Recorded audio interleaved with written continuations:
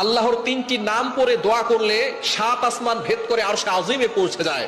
সুতরাং যাদের দোয়া কবুল হচ্ছে না, সন্তান কথা শোনে না, মেয়ের বিয়ে হচ্ছে না, অনেক বিপদে পড়ে আছেন, আল্লাহ তাআলার এই তিনটি গুণবাচক নাম করে আল্লাহর কাছে দোয়া করেন, আল্লাহ তাআলা সকল টেনশন দূর করবেন, ঋণ মুক্তির ব্যবস্থা করে দিবেন। মেয়ের বিয়ে হচ্ছে না, বিয়ের ব্যবস্থা করবেন। অভাবে আছেন, অভাব দূর করে দিবেন। রিজিকের কোনো টেনশন থাকবে না। সকল চাওয়া পাওয়াগুলো আল্লাহ কবুল করবেন। আল্লাহ তাআলার গুণবাচক কিছু নাম আছে, এই নাম করে দোয়া করলে আল্লাহ তাআলা সেই দোয়া কবুল করেন। এটা আল্লাহ তাআলা নিজেই বলে দিয়েছেন। কোরআন খুলেন, আল্লাহ বলছেন 9 নম্বর পারা 13 নম্বর পৃষ্ঠার 4 নম্বর লাইন, সূরা আরাফের 180 নম্বর আয়াতে আল্লাহ বলছেন, ওয়ালিল্লাহিল আসমাউল হুসনা ফাদউহু বিহা। আল্লাহ তাআলার এই গুণবাচক নাম পড়ে দোয়া করলে আল্লাহ তাআলা সেইটাকে সাড়া দেন। আল্লাহ তাআলা সেই দোয়া অ্যাকসেপ্ট করে নেন, কবুল করে নেন। সুতরাং গুণবাচক নামের ভিতরে সবচেয়ে গুরুত্বপূর্ণ যে নামটা আল্লাহ পাক রব্বুল আলামিন সেই নাম দুটোকে দিয়েছেন ইসমে আজম।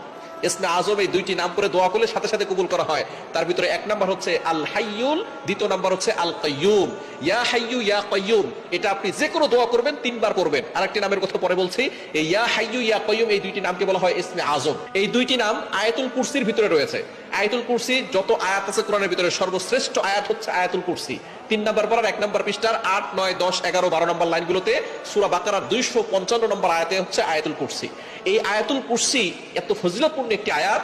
এই আয়াতুল কুরসির ভিতরে আল্লাহর পরিচয় রয়েছে এবং কুরসি সম্পর্কে আলোচনা আছে। সুতরাং আয়াতুল কুরসির ভিতরে রয়েছে আল্লাহু লা ইলাহা ইল্লা হুয়াল হাইয়ুল কাইয়ুম। আল হাইয়ুল কাইয়ুম আল্লাহ তাআলার গুণবাচক দুইটা নাম, এই নাম দুটোকে বলা হয় ইসমে আজম। সুতরাং দোয়া করার শুরুতে আপনি ইয়া হাইয়ু ইয়া কাইয়ুম, আরেকটি নাম হচ্ছে ইয়া জাল জালালি ওয়াল ইকরাম। এই নামটা আমরা অনেকেই জানি, এই নামের ফজিলত সম্পর্কে আমরা অনেকেই জানি। এখন আর ফজিলত বলবো না। ইয়া জাল জালালি ওয়াল ইকরাম পড়ে দোয়া করলে আল্লাহ তাআলা সেই দোয়াটা কবুল করেন। সুতরাং আপনি এই তিনটি নাম ইয়া হাইয়ু ইয়া কাইয়ুম ইয়া জাল জালালি ওয়াল ইকরাম এই তিনটি নাম 3 বার পড়ে এরপরে আপনি আল্লাহর কাছে দোয়া করবেন। অবশ্যই শুরুতে দুরূদ শরীফ পড়বেন। দুরূদ শরীফ না পড়লে কোনো দোয়া আল্লাহর কাছে পৌঁছে না।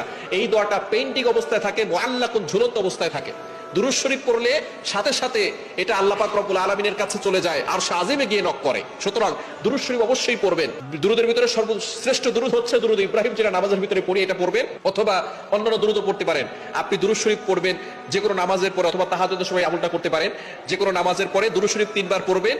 পড়ে এরপর আপনি ইয়া জাল জালালি ওয়াল ইকরাম ইয়া হাইয়ু ইয়া কাইয়ুম 3 বার করে পড়ে এরপর আপনি আল্লাহর কাছে দোয়া করবেন। দেখবেন আল্লাহ তাআলা আপনার সকল চাওয়া পাওয়াগুলো কবুল করবেন।